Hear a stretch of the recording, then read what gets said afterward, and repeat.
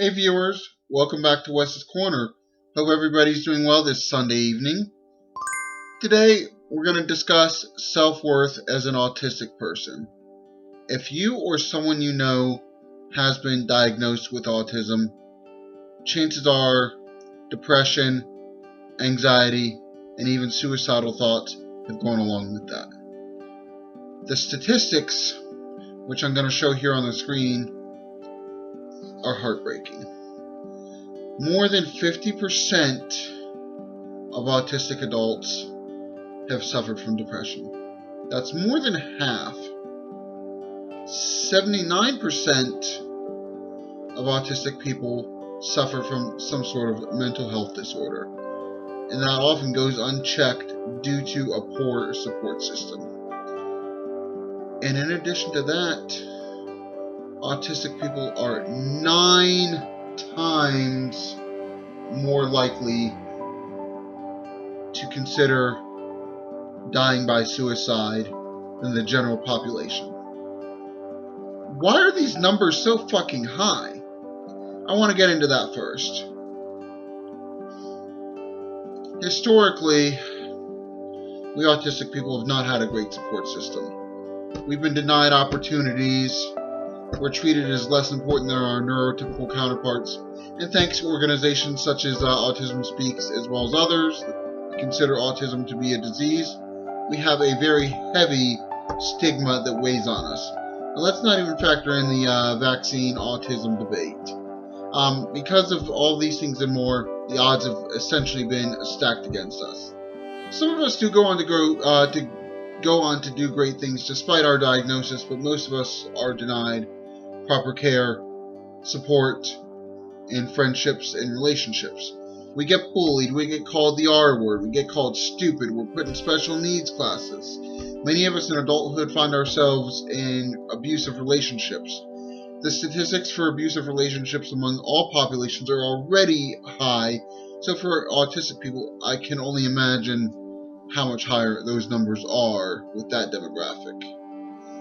When you combine all those factors, the end result is not pretty. People preach about autism awareness. Neurotypical people are aware of us.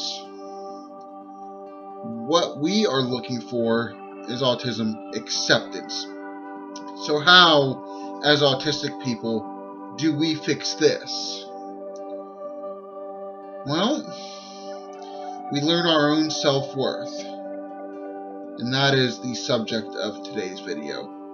Now, please do not take any of what I'm saying as do these things and you'll immediately feel better. Everybody's different.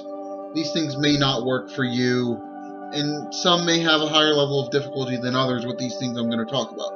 I struggle with a lot of them myself, but as an autistic person, I feel it is important that I do my part in trying to help others going through hard times as I have.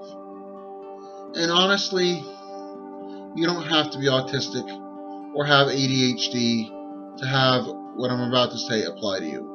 It can apply to really anybody who struggles with issues related to their own self-worth or self-esteem.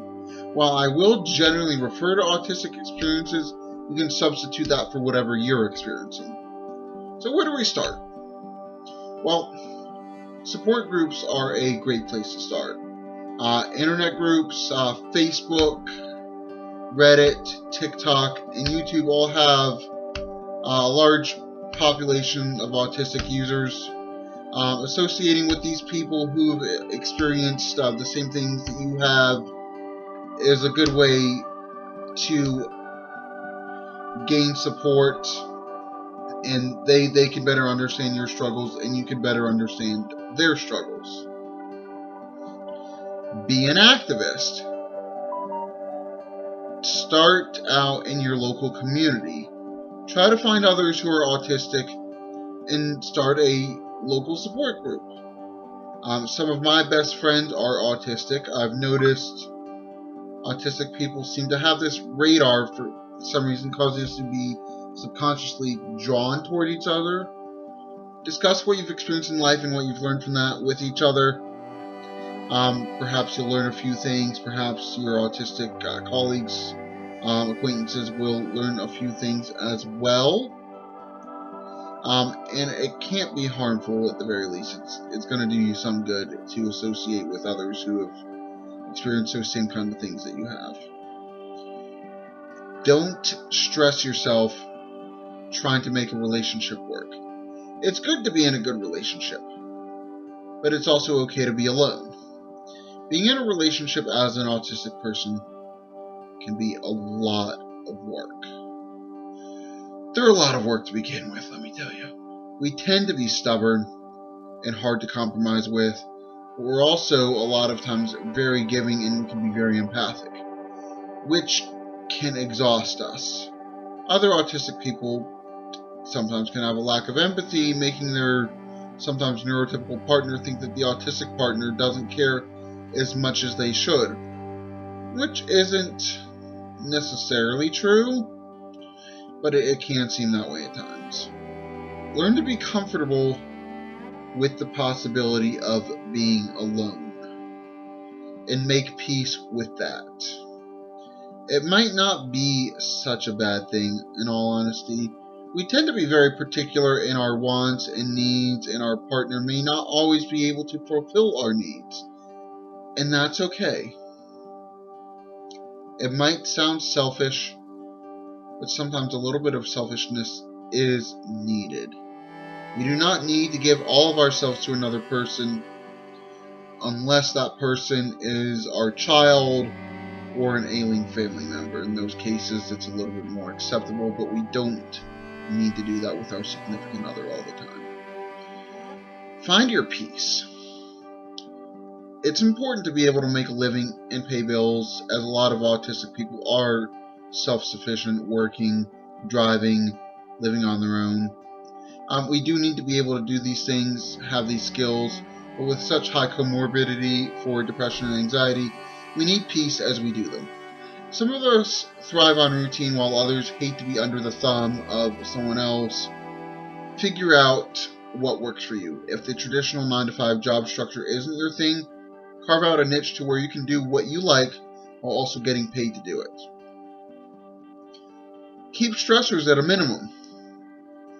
Take on as little debt as you can get away with. If you're depressed or anxious, seek therapy, get prescribed necessary medications. The less stressors you take on, the less anxious you'll be, and the more at peace you will find yourself.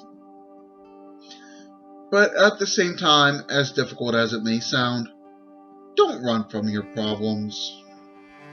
Just don't face them head on. Deal with them and move on to the next thing. Keep yourself as physically healthy as possible. I don't necessarily mean working out or eating healthy. While it is important to do those things in some degree, what I'm referring to is more like basic hygiene. Take a shower, wear deodorant, brush your teeth, take vitamins, use skin moisturizer. Just keep yourself generally healthy in those ways. You don't have to shave facial or body hair, regardless of your gender. That's just a preference. But do practice healthy hygiene and health habits. You're more likely to feel better that way.